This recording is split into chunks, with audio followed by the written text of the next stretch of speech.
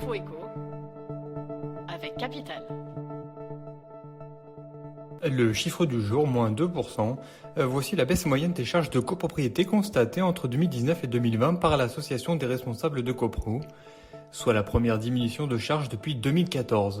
La dépense moyenne des copropriétaires s'est élevée à 2 997 €, soit environ 49,95 € par mètre carré de surface habitable.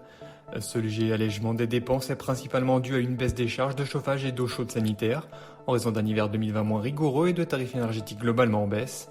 Le chauffage pesant pour 25% dans le total des charges annuelles, il compense les hausses de charges induites par la crise du Covid.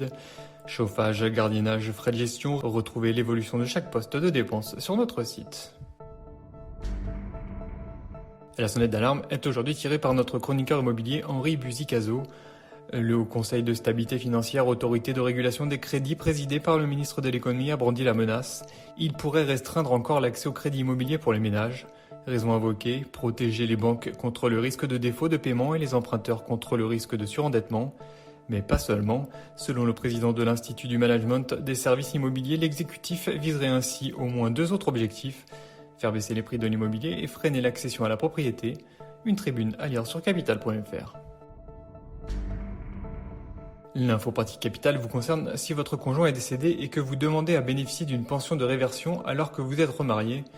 Les effets d'une nouvelle union peuvent en effet être dévastateurs pour votre retraite. Tout dépend du régime auquel votre conjoint défunt avait cotisé. Pour la retraite de base du privé, la réversion est ouverte quelle que soit votre situation matrimoniale, mais son versement est soumis à des conditions de ressources, 34 112 € pour un couple. Si vous dépassez ce montant suite à votre remariage, votre pension de réversion risque d'être diminuée, voire supprimée.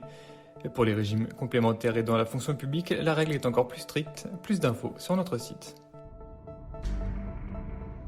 Et on termine par la drôle de loterie organisée par la mairie de Moscou pour inciter les habitants à se faire vacciner.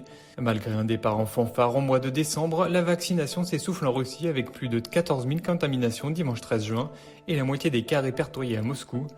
Alors le maire de la ville, Sergueï Sobyanin, a pris des mesures pour enrayer l'épidémie et organiser cette loterie du 14 juin au 11 juillet. Chaque semaine, 5 voitures seront à gagner d'une valeur d'un peu plus de 11 000 € parmi toutes les personnes vaccinées lors de cette période. Dans la foulée, la région de Moscou a annoncé une loterie similaire du 15 au 25 juin où tous les primo-vaccinés pourront participer afin de remporter un appartement de 3 pièces. C'était l'info éco avec Capital.